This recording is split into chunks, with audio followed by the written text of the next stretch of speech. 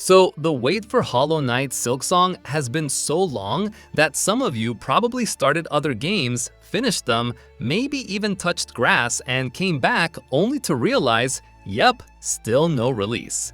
But now there's finally a solid look at the game, and the big question is the one everyone's been asking for years. Is it actually worth playing so far? One of the first things you'll notice is that Hornet isn't just Hollow Knight with a new coat of paint. She's talkative, confident, and has personality, something that instantly sets her apart from the quiet little knight you remember. Don't worry though, she's not suddenly delivering Marvel-style quips every 5 seconds. She's mostly stoic, reserved, and speaks when she needs to, but she's got just enough personality to make conversations feel fresh. Think of it like Hollow Knight with subtitles turned on, but only sometimes. The writing holds up too. Team Cherry still has that mix of poetic weirdness and playful humor. You'll come across characters who are tragic, mysterious, or just straight up goofy.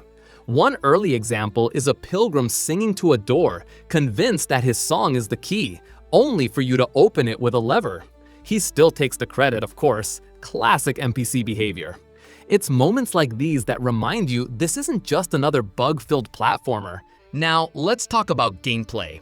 If you're coming straight from Hollow Knight, you'll feel at home pretty quickly. But the difference this time is customization. Charms aren't just a checklist of perks anymore, they're color-coded, which forces you to make choices. Maybe you want enemies to drop more currency, or maybe you'd rather not have to run around picking it up like a vacuum cleaner with low batteries. These small choices push you to prioritize what actually matters to your playstyle. On top of that, you've got crests that can change your attacks more drastically. In one case, you get a throwing dagger, something that makes combat feel noticeably different. It feels like Team Cherry wants you to really craft builds this time, not just throw on every cool charm you find.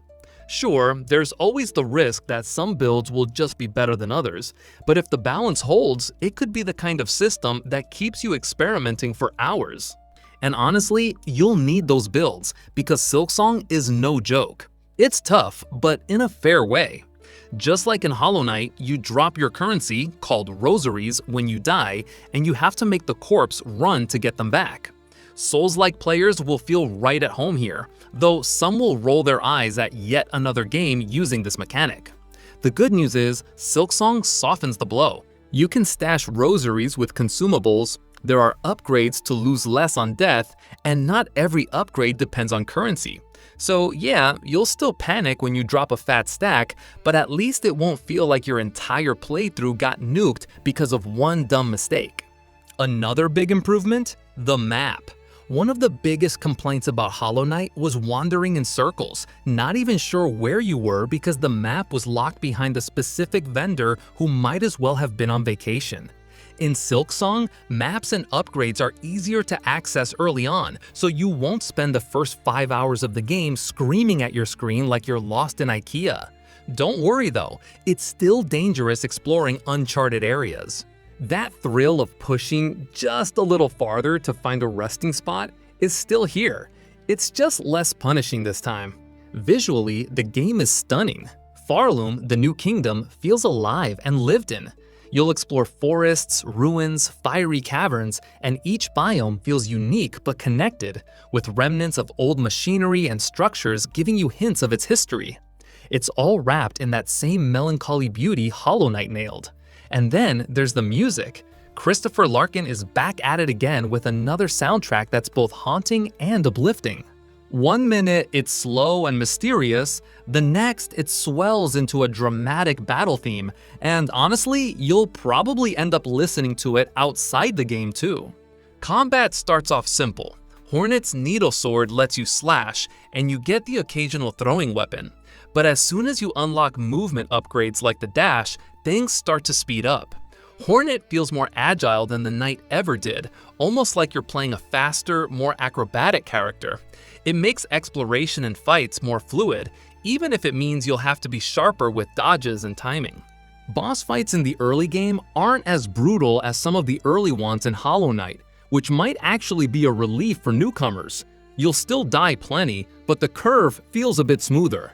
Of course, it's pretty much guaranteed that later bosses will crank up the difficulty to throw your controller across the room levels. Now, not everything so far has been perfect. Some players have already pointed out that Silksong feels a bit more linear than Hollow Knight. The world doesn't always feel as distinct or memorable, areas can blend together, and you might find yourself relying on the compass way more than you'd like. NPCs also haven't made the same strong impression as they did in the first game. Remember how almost every Hollow Knight boss or side character felt iconic? Silksong's cast, at least so far, hasn't hit those same highs. Then there's the tool system. On paper, it's great. You collect different items and abilities to customize your playstyle. But early on, it feels like you get too much gear with too few slots to equip it all.